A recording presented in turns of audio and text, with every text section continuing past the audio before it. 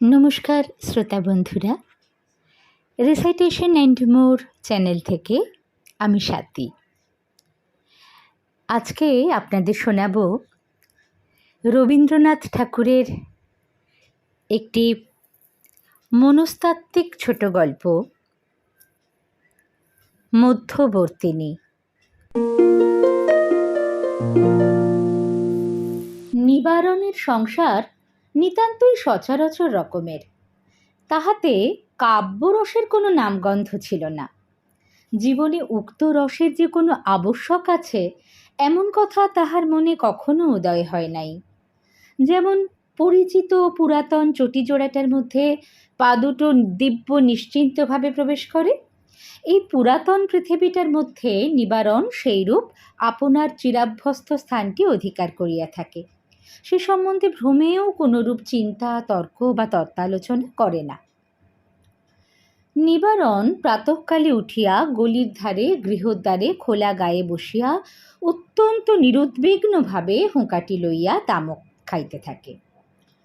পথ দিয়া লোকজন যাতায়াত করে, গাড়ি ঘোড়া চড়ে, বৈষ্ণব ভিখারি গান গাহে, পুরাতন বোতল সংগ্রহকারী হাঁকিয়া চলিয়া যায়।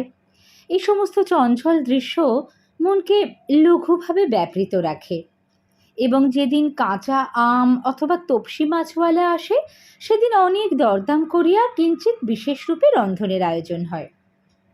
তাহার পর যথাসময় তেল মাখিয়া স্নান করিয়া আহারান্তে দড়িতে ঝুলানো চাপকানটি পরিয়া এক ছিলিম তামাক পানের সহিত নিঃশেষপূর্বক আরেকটি পান মুখে পড়িয়া আপিসে যাত্রা করে।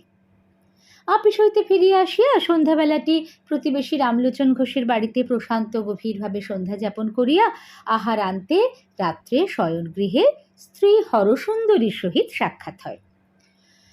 সেখানে মিত্রদের ছেলের বিবাহে আইবুড়ো ভাত পাঠানো, নবনিযুক্ত ঝিয়ের অবাধ্যতা, ছেঁচকি বিশেষে ফোড়ন বিশেষের উপযোগিতা সম্বন্ধে যে সমস্ত সংক্ষিপ্ত সমালোচনা চলে তাহা এ পর্যন্ত কোনো কবি ছন্দবদ্ধ করেন নাই, এবং সেজন্য নিবারণের মনে কখনো ক্ষোভের উদয় হয় নাই। ইতিমধ্যে ফাল্গুন মাসে হরসুন্দরীর সংকট পীড়া উপস্থিত হইল। জ্বর আর কিছুতেই ছাড়িতে চাহে না। ডাক্তার যতই কুইনাইন দেয়, বাধাপ্রাপ্ত প্রবল স্রোতের ন্যায় জ্বরও তত ঊর্ধ্ব চড়িতে থাকে। এমনই 20 দিন, 22 দিন, 40 দিন পর্যন্ত ব্যাধি চলিল। নিবারণের আপিস বন্ধ। রামলোচনের বৈকালিক সভায় বহুকাল আর সে যায় না। কি যে করে তাহার ঠিক নাই। একবার শয়নগৃহে গিয়া রোগীর অবস্থা জানিয়া আসে, একবার বাহিরের বারান্দায় বসিয়া চিন্তিত মুখে তামাক টানিতে থাকে। 2 বেলা ডাক্তার বৈদ্য পরিবর্তন করে এবং যে যাহা বলে সেই ঔষধ পরীক্ষা করিয়া দেখিতে চাহে। ভালোবাসার এইরূপ অব্যবস্থিত শুশ্রূষা সত্ত্বেও 40 দিনে হরসুন্দরী ব্যাধিমুক্ত হইল, কিন্তু এমনই দুর্বল এবং শীর্ণ হইয়া গেল যে শরীরটি যেন বহুদূর হইতে অতি ক্ষীণ স্বরে আছি বলিয়া সাড়া দিতেছে মাত্র। তখন বসন্তকালে দক্ষিণের হাওয়া দিতে আরম্ভ করিয়াছে এবং উষ্ণ নিশীথের চন্দ্রালোকও সীমন্তিনীদের উন্মুক্ত শয়নকক্ষে নিঃশব্দে পদসঞ্চারে প্রবেশাধিকার লাভ করিয়াছে। হরসুন্দরীর ঘরের নিচেই প্রতিবেশীদের খিড়কির বাগান। সেটা যে বিশেষ কিছু সুদৃশ্য রমণীয় স্থান তাহা বলিতে পারি না। একসময় কে একজন শখ করিয়া গোটা কত ক্রোটন রোপণ করিয়াছিল, তারপরে আর সেদিকে বড় একটা দৃকপাত করে নাই। শুষ্ক ডালের মাচার উপর কুষ্মাণ্ডলতা উঠিয়াছে, বৃদ্ধ কুলগাছের তলায় বিষম জঙ্গল। রান্নাঘরের পাশে প্রাচীর ভাঙিয়া কতকগুলো ইট জড়ো হইয়া আছে, এবং তাহারই সহিত দগ্ধা বিশিষ্ট পাথুরে কয়লা এবং ছাই দিন দিন রাশীকৃত হইয়া উঠিয়াছে। কিন্তু বাতায়ন তলে শয়ন করিয়া এই বাগানের দিকে চাহিয়া হরসুন্দরী প্রতি মুহূর্তে যে একটি আনন্দরস পান করিতে লাগিল, তাহার অকিঞ্চিৎকর জীবনে এমন সে আর কখনো করে নাই। গ্রীষ্মকালে স্রোতবেগ মন্দ হইয়া ক্ষুদ্র গ্রাম্য নদীটি যখন বালুশয্যার উপরে শীর্ণ হইয়া আসে, তখন সে যেমন অত্যন্ত স্বচ্ছতা লাভ করে, তখন যেমন প্রভাতের সূর্যালোক তাহার তলদেশ পর্যন্ত কম্পিত হইতে থাকে। বায়ুস্পর্শ তাহার সর্বাঙ্গ পুলকিত করিয়া তোলে এবং আকাশের তারা তাহার স্ফটিক দর্পণের উপর স্মৃতির ন্যায় অতি সুস্পষ্টভাবে প্রতিবিম্বিত হয়, তেমনি হরসুন্দরীর ক্ষীণ জীবনতন্তুর উপর আনন্দময়ী প্রকৃতির প্রত্যেক অঙ্গুলি যেন স্পর্শ করিতে লাগিল এবং অন্তরের মধ্যে যে একটি সঙ্গীত উঠিতে লাগিল, তাহার ঠিক ভাবটি সে সম্পূর্ণ বুঝিতে পারিল না। এমন সময় তাহার স্বামী যখন পাশে বসিয়া জিজ্ঞাসা করিত, কেমন আছো? তখন তাহার চোখে যেন জল উছলিয়া উঠিত। রোগ শীর্ণ মুখে তাহার চোখ দুটি অত্যন্ত বড় দেখায়। সেই বড় বড় প্রেমার্দ্র সকৃতজ্ঞ চোখ স্বামীর মুখের দিকে তুলিয়া শীর্ণ হস্তে স্বামীর হস্ত ধরিয়া চুপ করিয়া পড়িয়া থাকিত। স্বামীর অন্তরেও যেন কোথা হইতে একটা নূতন অপরিচিত আনন্দরশ্মি প্রবেশ লাভ করিত। এইভাবে কিছুদিন যায়। একদিন রাত্রে ভাঙা প্রাচীরের উপরবর্তী খর্ব অশ্বত্থ গাছের কম্পমান শাখান্তরাল হইতে একখানি বৃহৎ চাঁদ উঠিতেছে এবং সন্ধ্যাবেলাকার গুমট ভাঙিয়া হঠাৎ একটা নিশাচর বাতাস জাগ্রত হইয়া উঠিয়াছে। এমন সময় নিবারণের চুলের মধ্যে অঙ্গুলি বুলাইতে বুলাইতে হরসুন্দরী কহিল, আমাদের তো ছেলেপুলে কিছুই হইল না, তুমি আর একটা বিবাহ করো। হরসুন্দরী কিছুদিন হইতে একথা ভাবিতেছিল। মনে যখন একটা প্রবল আনন্দ, একটা বৃহৎ প্রেমের সঞ্চার হয়, তখন মানুষ মনে করে আমি সব করিতে পারি। তখন হঠাৎ একটা আত্মবিসর্জনের ইচ্ছা বলবতী হইয়া ওঠে। স্রোতের উচ্ছ্বাস যেমন কঠিন তটের উপর আপনাকে সবেগে মূর্ছিত করে, তেমনি প্রেমের আবেগ, আনন্দের উচ্ছ্বাস একটা মহৎ ত্যাগ, একটা বৃহৎ দুঃখের উপর আপনাকে যেন নিক্ষেপ করিতে চাহে। সেইরূপ অবস্থায় অত্যন্ত পুলকিত চিত্তে একদিন হরসুন্দরী স্থির করিল, আমার স্বামীর জন্য আমি খুব বড় একটা কিছু করিব। কিন্তু হায়, যতখানি সাধ ততখানি সাধ্য কাহার আছে? হাতের কাছে কি আছে, কি দেওয়া যায়? ঐশ্বর্য নাই, বুদ্ধি নাই, ক্ষমতা নাই, শুধু একটা প্রাণ আছে। সেটাও যদি কোথাও দিবার থাকে এখনই দিয়া ফেলি, কিন্তু তাহারই বা মূল্য কি? আর স্বামীকে যদি দুগ্ধ ফেনের মতো শুভ্র, নবনীর মতো কোমল, শিশু কন্দর্পের মতো সুন্দর একটি স্নেহের পুত্তলি সন্তান দিতে পারিতাম, কিন্তু প্রাণপণে ইচ্ছা করিয়া মরিয়া গেলেও তো সেই হইবে না। তখন মনে হইল স্বামীর একটি বিবাহ দিতে হইবে। ভাবিল, স্ত্রীরা ইহাতে এত কাতর হয় কেন? এ কাজ তো কিছুই কঠিন নহে। স্বামীকে যে ভালোবাসে, সপত্নীকে ভালোবাসা তাহার পক্ষে কি এমন অসাধ্য? মনে করিয়া বক্ষস্ফীত হইয়া উঠিল। প্রস্তাবটা প্রথম যখন শুনিল নিবারণ হাসিয়া উড়াইয়া দিল। দ্বিতীয় এবং তৃতীয়বারও কর্ণপাত করিল না। স্বামীর এই অসম্মতি, এই অনিচ্ছা দেখিয়া হরসুন্দরীর বিশ্বাস এবং সুখ যতই বাড়িয়া উঠিল, তাহার প্রতিজ্ঞাও তত দৃঢ় হইতে লাগিল। এদিকে নিবারণ যত বারংবার এই অনুরোধ শুনিল, ততই ইহার অসম্ভাব্যতা তাহার মন হইতে দূর হইল এবং গৃহদ্বারে বসিয়া তামাক খাইতে খাইতে সন্তান পরিবৃত গৃহের সুখময় চিত্র তাহার মনে উজ্জ্বল হইয়া উঠিতে লাগিল। একদিন নিজেই প্রসঙ্গ উত্থাপন করিয়া কহিল, বুড়ো বয়সে একটি কচি খুকিকে বিবাহ করিয়া আমি মানুষ করিতে পারিব না। হরসুন্দরী কহিল, সেজন্য তোমাকে ভাবিতে হইবে না, মানুষ করিবার ভার আমার উপর রহিল। বলিতে বলিতে এই সন্তানহীনা রমণীর মনে একটি কিশোর বয়স্কা সুকুমারী লজ্জাশীলা মাতৃক্রোড় হইতে সদ্য বিচ্যুতা নববধূ মুখচ্ছবি উদয় হইল এবং হৃদয় স্নেহে বিগলিত হইয়া গেল। নিবারণ কহিল, আমার আপিস আছে, কাজ আছে, তুমি আছো, কচি মেয়ের আবদার শুনিবার অবসর আমি পাইব না। হরসুন্দরী বারবার করিয়া কহিল, তাহার জন্য কিছুমাত্র সময় নষ্ট করিতে হইবে না, এবং অবশেষে পরিহাস করিয়া কহিল, আচ্ছা গো, তখন দেখিব কোথায় বা তোমার কাজ থাকে, কোথায় বা আমি থাকি, আর কোথায় বা তুমি থাকো। নিবারণ সে কথার উত্তর মাত্র দেওয়া আবশ্যক মনে করিল না। শাস্তিস্বরূপ হরসুন্দরীর কপলে তর্জনী আঘাত করিল। এই তো গেল ভূমিকা। একটি নোলক পরা অশ্রুভরা ছোটখাটো মেয়ের সহিত নিবারণের বিবাহ হইল। তাহার নাম শৈলবালা। নিবারণ ভাবিল নামটি বড় মিষ্ট এবং মুখখানিও বেশ ঢলঢল। তাহার ভাবখানা, তাহার চেহারাখানি, তাহার চলাফেরা একটু বিশেষ মনোযোগ করিয়া চাহিয়া দেখিতে ইচ্ছে করে, কিন্তু সে আর কিছুতেই হইয়া ওঠে না। উল্টাইয়া এমন ভাব দেখাইতে হয় যে ওই তো এক ফোঁটা মেয়ে, উহাকে লইয়া তো বিষম বিপদে পড়িলাম, কোনো মতে পাশ কাটাইয়া আমার বয়সোচিত কর্তব্যক্ষেত্রের মধ্যে গিয়া পড়িলে যেন পরিত্রাণ পাওয়া যায়। হরসুন্দরী নিবারণের এই বিষম বিপদগ্রস্ত ভাব দেখিয়া মনে মনে বড় আমোদ বোধ করিত। একদিন হাত চাপিয়া ধরিয়া বলিত, আহা পালাও কোথায়, ওইটুকু মেয়ে হতো আর তোমাকে খাইয়া ফেলিবে না। নিবারণ দ্বিগুণ শশব্যস্ত ভাব ধারণ করিয়া বলিত, আরে রস রস, আমার একটু বিশেষ কাজ আছে, বলিয়া যেন পালাইবার পথ পাইত না। হরসুন্দরী হাসিয়া দ্বার আটক করিয়া বলিত, আজ ফাঁকি দিতে পারিবে না। অবশেষে নিবারণ নিতান্তই নিরুপায় হইয়া কাতরভাবে বসিয়া পড়িত।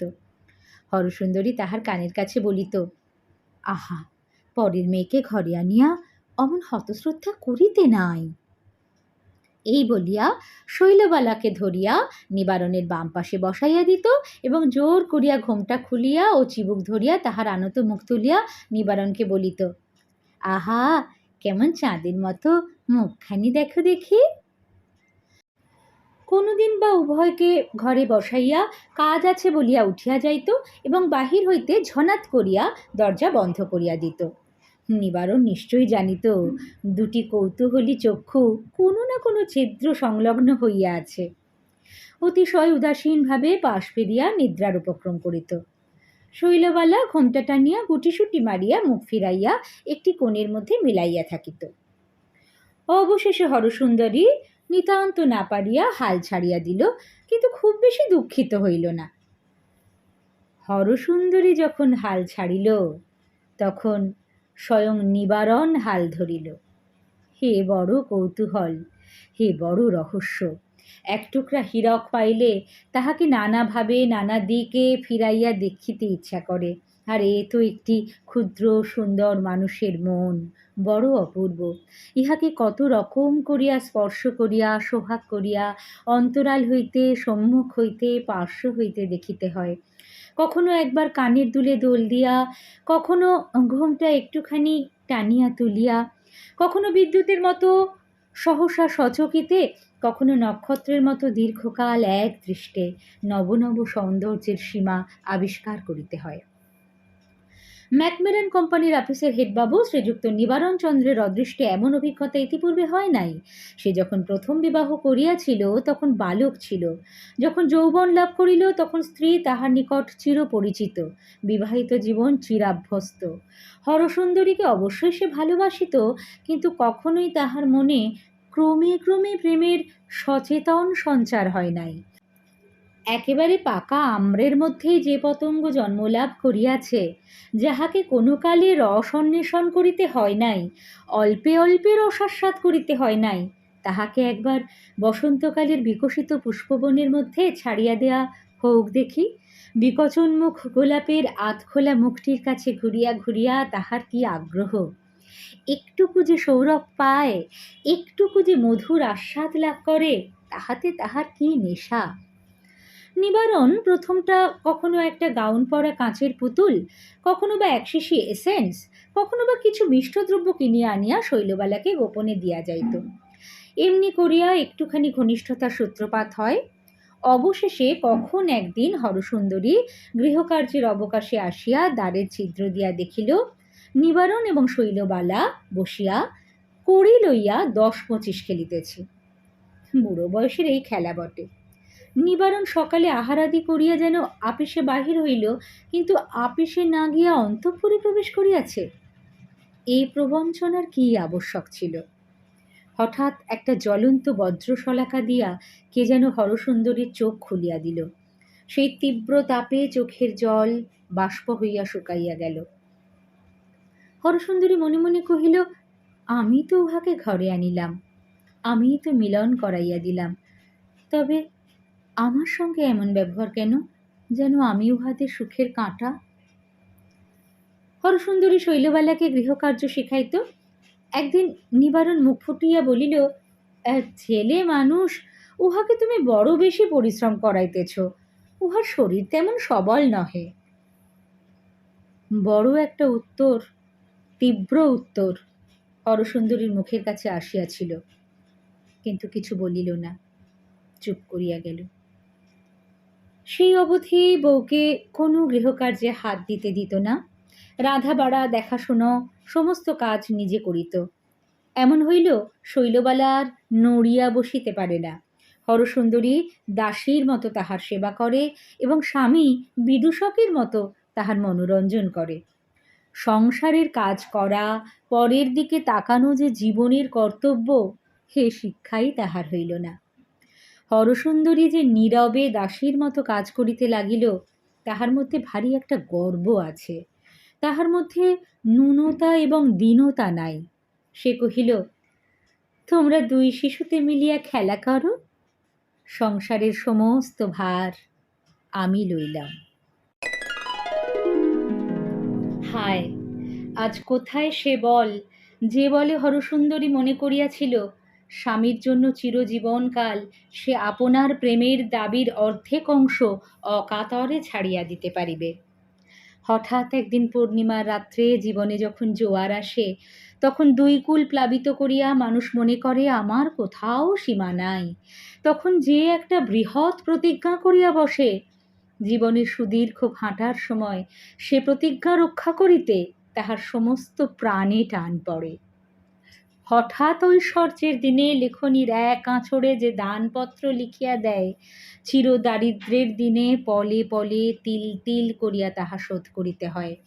তখন বোঝা যায় মানুষ বড় দীন, হৃদয় বড় দুর্বল, তাহার ক্ষমতা অতি যৎসামান্য।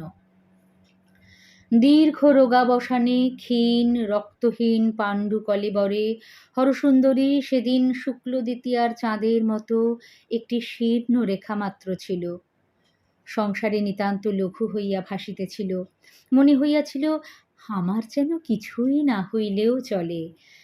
ক্রমে শরীর বলি হইয়া উঠিল, রক্তের তেজ বাড়িতে লাগিল।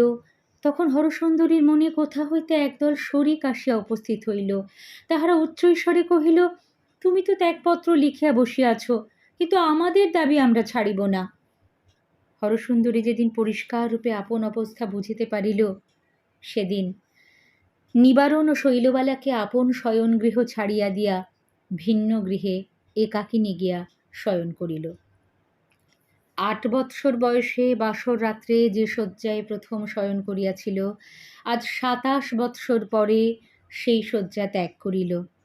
প্রদীপ নিবাইয়া দিয়া এই সধবা রমণী যখন অসহ্য হৃদয়ভার লইয়া তাহার নূতন বৈধব্য শয্যার উপর আসিয়া পড়িল, তখন গলির অপর প্রান্তে একজন শৌখিন যুবা বেহাগ রাগিণীতে মালিনীর গান গাহিতেছিল, আর একজন বায়া তবলায় সঙ্গত করিতেছিল, এবং শ্রোতৃবন্ধুগণ সোমের কাছে হা হা করিয়া চিৎকার করিয়া উঠিতেছিল।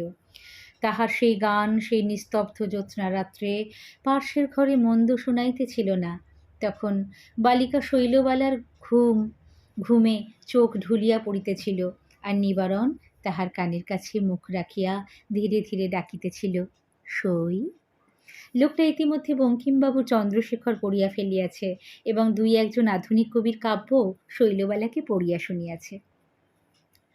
নিবারণের জীবনের নিম্ন স্তরে যে একটি যৌবন উৎস বরাবর চাপা পড়িয়াছিল, আঘাত পাইয়া হঠাৎ বড় অসময়ে তাহা উচ্ছ্বসিত হইয়া উঠিল। কেহই সেজন্য প্রস্তুত ছিল না। সেই হেতু অকস্মাৎ তাহার বুদ্ধিশুদ্ধি এবং সংসারের সমস্ত বন্দোবস্ত উল্টাপাল্টা হইয়া গেল। সে বেচারা কোনো কালে জানিত না মানুষের ভিতরে এমন সকল উপদ্রবজনক পদার্থ থাকে, এমন সকল দুর্দাম দুরন্ত শক্তি, যাহা সমস্ত হিসাব কিতাব শৃঙ্খলা সামঞ্জস্য একেবারে নয়ছয় করিয়া দেয়। কেবল নিবারণ নয়, হরসুন্দরীও একটি নূতন বেদনার পরিচয় পাইল। হে কিসের আকাঙ্ক্ষা, হে কিসের দুঃসহ যন্ত্রণা! মন এখন যাহা চায় কখনো তো তাহা চাহেও নাই, কখনো তো তাহা পায়ও নাই। যখন ভদ্রভাবে নিবারণ নিয়মিত অফিস যাইত, যখন নিদ্রার পূর্বে কিয়ৎকালের জন্য গয়লার হিসাব, দ্রব্যের মহার্ঘতা এবং লৌকিকতার কর্তব্য সম্বন্ধে আলোচনা চলিত, তখন তো এই অন্তর্বিপ্লবের কোনো সূত্রপাত মাত্র ছিল না। ভালোবাসিত বটে, কিন্তু তাহার তো কোনো উজ্জ্বলতা, কোনো উত্তাপ ছিল না। সে ভালোবাসা অপ্রজ্বলিত ইন্ধনের মতো ছিল মাত্র। আজ তাহার মনে হইল, জীবনের সফলতা হইতে যেন চিরকাল কে তাহাকে বঞ্চিত করিয়া আসিয়াছে। তাহার হৃদয়ে যেন চিরদিন উপবাসী হইয়া আছে। তাহার এই নারী জীবন বড় দারিদ্র্যেই কাটিয়াছে। সে কেবল হাট বাজার, পান মশলা তরিতরকারির ঝঞ্ঝাট লইয়াই ২৭টা অমূল্য বৎসর দাসী বৃত্তি করিয়া কাটাইল।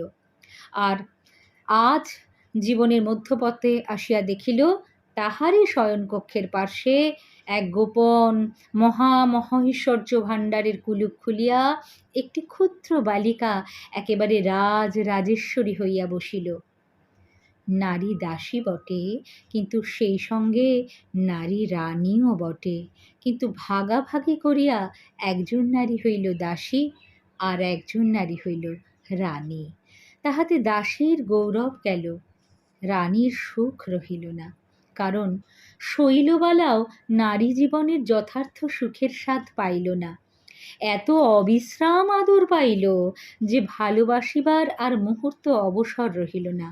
সমুদ্রের দিকে প্রবাহিত হইয়া সমুদ্রের মধ্যে আত্মবিসর্জন করিয়া বোধ করি নদীর একটা মহৎ চরিতার্থতা আছে। কিন্তু সমুদ্র যদি জোয়ারের টানে আকৃষ্ট হইয়া ক্রমাগতই নদীর উন্মুখীন হইয়া রহে, তখন নদী কেবল নিজের মধ্যে নিজেই স্ফীত হইয়া থাকে। সংসার তাহার সমস্ত আদর্শভাগ লইয়া দিবারাত্রি শৈলবালার দিকে অগ্রসর হইয়া রহিল। তাহাতে শৈলবালার আত্মাদর অতিশয় উত্তুঙ্গ হইয়া উঠিতে লাগিল। সংসারের প্রতি তাহার ভালোবাসা পড়িতে পারিল না। সে জানিল, আমার জন্যই সমস্ত, এবং আমি কাহার জন্য নহি। এ অবস্থায় যথেষ্ট অহংকার আছে, কিন্তু পরিতৃপ্তি কিছুই নাই। একদিন ঘনঘোর মেঘ করিয়া আছে।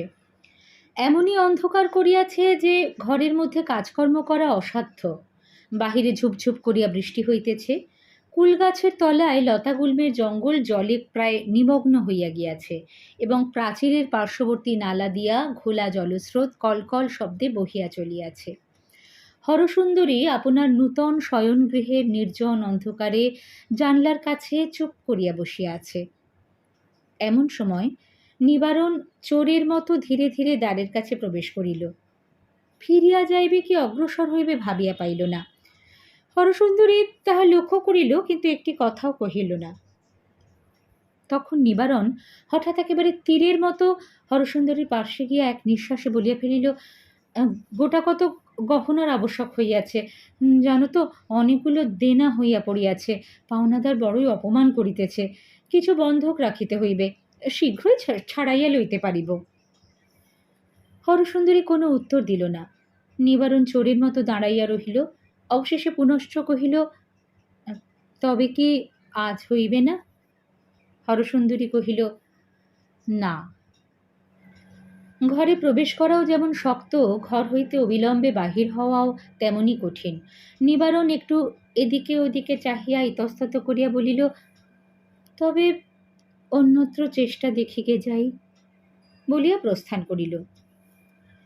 ঋণ কোথায় এবং কোথায় গহনা বন্ধক দিতে হইবে, হরসুন্দরী তাহা সমস্তই বুঝিল। নববধূ পূর্বরাত্রে তাহার এই হতবুদ্ধি পোষা পুরুষটিকে অত্যন্ত ঝঙ্কার দিয়া বলিয়াছিল, দিদি সিন্দুক ভরা গহনা, আর আমি বুঝি একখানি পড়িতে পারি না।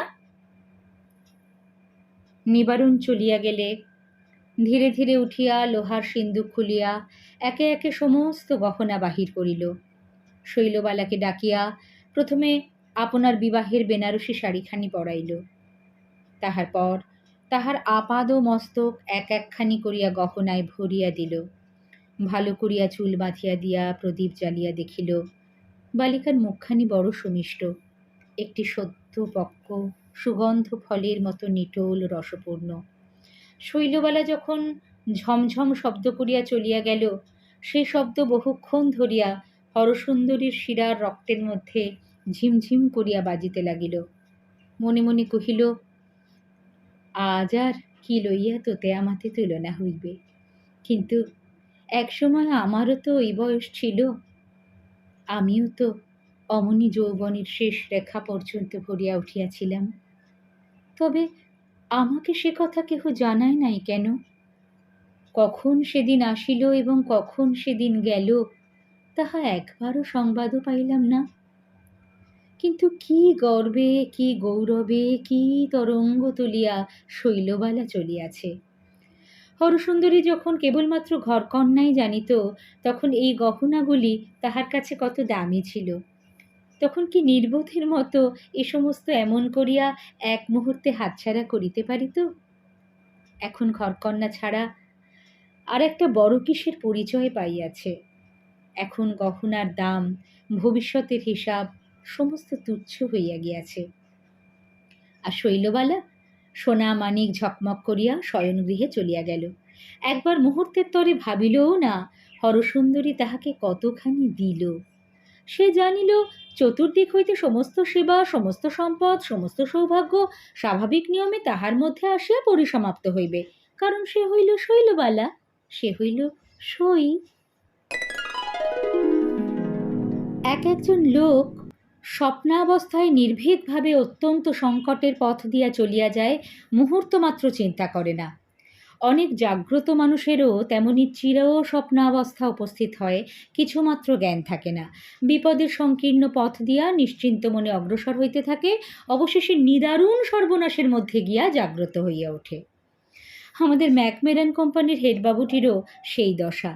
শৈলবালা তাহার জীবনের মাঝখানে একটা প্রবল আবর্তের মতো ঘুরিতে লাগিল এবং বহুদূর হইতে বিবিধ মহার্ঘ পদার্থ আকৃষ্ট হইয়া তাহার মধ্যে বিলুপ্ত হইতে লাগিল। কেবল যে নিবারণের মনুষ্যত্ব এবং মানসিক বেতন, হরসুন্দরীর সুখ সৌভাগ্য এবং বসনভূষণ তাহা নহে, সঙ্গে সঙ্গে ম্যাকমেরান কোম্পানির ক্যাশ তহবিলেও গোপনে টান পড়িল। তাহার মধ্য হইতেও দুটা একটা করিয়া তোড়া অদৃশ্য হইতে লাগিল। নিবারণ স্থির করিত আগামী মাসের বেতনটি হাতে আসিবা মাত্র সেই আবর্ত হইতে টান পড়ে এবং শেষ দুয়ানিটি পর্যন্ত চকিতের মতো চিকমিক করিয়া বিদ্যুৎ বেগে অন্তর্হিত হয়। শেষে একদিন ধরা পড়িল। পুরুষানুক্রমের চাকুরি, সাহেব বড় ভালোবাসে, তহবিল পূরণ করিয়া দিবার জন্য 2 দিন মাত্র সময় দিল।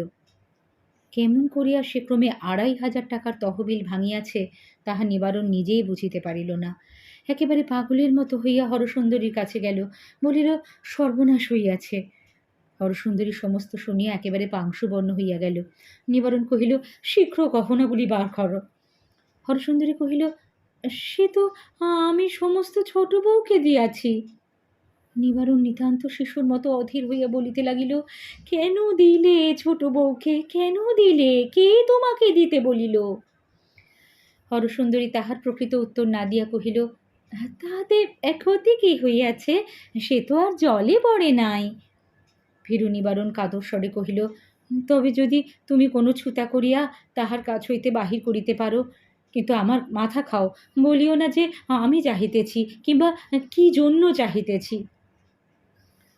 তখন হরসুন্দরী মর্মান্তিক বিরক্তি এবং ঘৃণাভরে বলিয়া উঠিল, এই কি তোমার ছলছুতা করিবার, সোহাগ দেখাইবার সময়? চলো, বলিয়া স্বামীকে লইয়া ছোট বউয়ের ঘরে প্রবেশ করিল। ছোট বউ কিছু বুঝিল না, সে সকল কথাতেই বলিল, সে আমি কি জানি। সংসারের কোনো চিন্তা যে তাহাকে কখনো ভাবিতে হইবে এমন কথা কি তাহার সহিত ছিল? সকলে আপনার ভাবনা ভাবিবে এবং সকলে মিলিয়া শৈলবালার আরাম চিন্তা করিবে। অকস্মাৎ ইহার ব্যতিক্রম হয়, এ কি ভয়ানক অন্যায়। তখন নিবারণ শৈলবালার পায়ে ধরিয়া কাঁদিয়া পড়িল। শৈলবালা কি বলিল, সে আমি জানি না, আমার জিনিস আমি কেন দেব? নিবারণ দেখিল ওই দুর্বল, ক্ষুদ্র, সুন্দর, সুকুমারী বালিকাটি লোহার সিন্দুকের অপেক্ষাও কঠিন। হরসুন্দরী সংকটের সময় স্বামীর দুর্বলতা দেখিয়া ঘৃণায় জর্জরিত হইয়া উঠিল। শৈলবালার চাবি বলপূর্বক কাড়িয়া লইতে গেল। শৈলবালা তৎক্ষণাৎ চাবির গোছা প্রাচীর লঙ্ঘন করিয়া পুষ্করিণীর মধ্যে ফেলিয়া দিল। হরসুন্দরী হতবুদ্ধি স্বামীকে কহিল, তালা ভাঙিয়া ফেলো না। শৈলবালা প্রশান্ত মুখে বলিল, তাহা হইলে আমি গলায় দড়ি দিয়া মরিব। নিবারণ বলিল, আমি আর একটা চেষ্টা দেখিতেছি বলিয়া এলোথেলো বেশে বাহির হইয়া গেল। নিবারণ 2 ঘণ্টার মধ্যেই পৈতৃক বাড়ি 2,500 টাকায় বিক্রয় করিয়া আসিল। বহু কষ্টে হাতের বেড়িটি বাঁচিল, কিন্তু চাকরি গেল। স্থাবর জঙ্গমের মধ্যে রহিল কেবল 2টি মাত্র স্ত্রী। তাহার মধ্যে ক্লেশকাতর বালিকা স্ত্রীটি গর্ভবতী হইয়া নিতান্ত স্থাবর সম্পত্তি হইয়াই পড়িল। গলির মধ্যে একটি ছোট স্যাঁতসেঁতে বাড়িতে এই ক্ষুদ্র পরিবার আশ্রয় গ্রহণ করিল। ছোট বউয়ের অসন্তোষ এবং অসুখের আর শেষ নাই।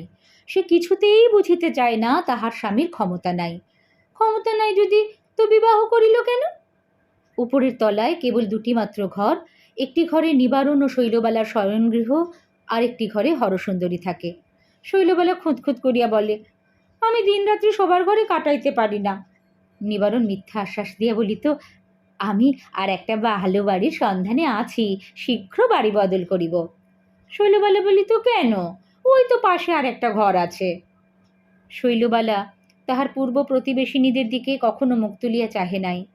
নিবারণের বর্তমান দুরবস্থায় ব্যথিত হইয়া তাহারা একদিন দেখা করিতে আসিল। শৈলবালা ঘরে খিল দিয়া বসিয়া রহিল, কিছুতেই দ্বার খুলিল না। তাহারা চলিয়া গেলে রাগিয়া কাঁদিয়া উপবাসী থাকিয়া হিস্টিরিয়া করিয়া পাড়া মাথায় করিল। এমন তরু উৎপাত প্রায় ঘটিতে লাগিল। অবশেষে শৈলবালার শারীরিক সংকটের অবস্থায় গুরুতর পীড়া হইল, এমনকি গর্ভপাত হইবার উপক্রম হইল। নিবারণ হরসুন্দরী 2 হাত ধরিয়া বলিল, তুমি শৈলকে বাঁচাও। হরসুন্দরী দিন রাত্রি নাই শৈলবালার সেবা করিতে লাগিল। তিল মাত্র ত্রুটি হইলে শৈল তাহাকে দুর্বাক্য বলিত। সে একটি উত্তর মাত্র করিত না। শৈল কিছুতেই সাগু খাইতে চাইত না, বাটি শুদ্ধ ছড়িয়া ফেলিত। জ্বরের সময় কাঁচা আমের অম্বল দিয়া ভাত খাইতে চাইত, না পাইলে রাগিয়া কাঁদিয়া অনর্থপাত করিত। হরসুন্দরী তাহাকে লক্ষ্মী আমার, বোন আমার, দিদি আমার বলিয়া শিশুর মতো ভুলাইতে চেষ্টা করিত। কিন্তু শৈলবালা বাঁচিল না। সংসারের সমস্ত সোহাগ আদর লইয়া পরম অসুখ ও অসন্তোষে বালিকার ক্ষুদ্র অসম্পূর্ণ ব্যর্থ জীবন নষ্ট হইয়া গেল। নিবারণের প্রথম খুব একটা আঘাত লাগিল। পরক্ষণে দেখিল তাহার একটা মস্ত বাঁধন ছিঁড়িয়া গিয়াছে। শোকের মধ্যেও হঠাৎ তাহার একটা মুক্তির আনন্দ বোধ হইল। হঠাৎ মনে হইল এতদিন তাহার বুকের উপর একটা দুঃস্বপ্ন চাপিয়াছিল, চৈতন্য হইয়া মুহূর্তের মধ্যে জীবন নিরতিশয় লঘু হইয়া গেল। মাধবীলতাটির মতো এই যে কোমল জীবনপাশ ছিঁড়িয়া গেল, এই কি তাহার আদরের শৈলবালা? হঠাৎ নিঃশ্বাস টানিয়া দেখিল, না, সে তাহার উদ্বন্ধন রজ্জু। আর তাহার চিরজীবনের সঙ্গিনী হরসুন্দরী? দেখিল সেই তো তাহার সমস্ত সংসার একাকিনী অধিকার করিয়া তাহার জীবনের সমস্ত সুখ দুঃখের স্মৃতিমন্দিরের মাঝখানে বসিয়া আছে। কিন্তু তবু মধ্যে একটা বিচ্ছেদ, ঠিক যেন একটা ক্ষুদ্র উজ্জ্বল নিষ্ঠুর ছুরি আসিয়া একটি হৃৎপিণ্ডের দক্ষিণ এবং বাম অংশের মাঝখানে বেদনাপূর্ণ বিদারণ রেখা টানিয়া দিয়া গিয়াছে। একদিন গভীর রাত্রে সমস্ত শহর যখন নিদ্রিত, নিবারণ ধীরে ধীরে হরসুন্দরীর নিভৃত শয়নকক্ষে প্রবেশ করিল। নীরবে সেই পুরাতন নিয়ম মতো সেই পুরাতন শয্যার দক্ষিণ অংশ গ্রহণ করিয়া শয়ন করিল। কিন্তু এবার তাহার সেই চির অধিকারের মধ্যে চোরের মতো প্রবেশ করিল। হরসুন্দরীও একটি কথা বলিল না, নিবারণও একটি কথা বলিল না। উহারা পূর্বে যেরূপ পাশাপাশি শয়ন করিত, এখনও সেইরূপ পাশাপাশি শইল, কিন্তু ঠিক মাঝখানে একটি মৃত বালিকা শুইয়া রইল। তাহাকে কেহ লঙ্ঘন করিতে পারিল না। এতক্ষণ শুনছিলেন রবি ঠাকুরের একটি অসাধারণ ছোট গল্প মধ্যবর্তিনী। কেমন লাগলো অবশ্যই আপনাদের মতামত জানাবেন। ভালো লাগলে লাইক ও শেয়ার করবেন এবং এরকম আরও নানান স্বাদের নানান লেখকের গল্প শুনবার জন্য আমার এই চ্যানেলটি সাবস্ক্রাইব করে রাখতে ভুলবেন না। চ্যানেলটি সাবস্ক্রাইব করে পাশের বেল আইকনটি প্রেস করে রাখবেন, তাহলে আপনাদের কাছে নোটিফিকেশন পৌঁছে যাবে। সবাই খুব ভালো থাকবেন। নমস্কার।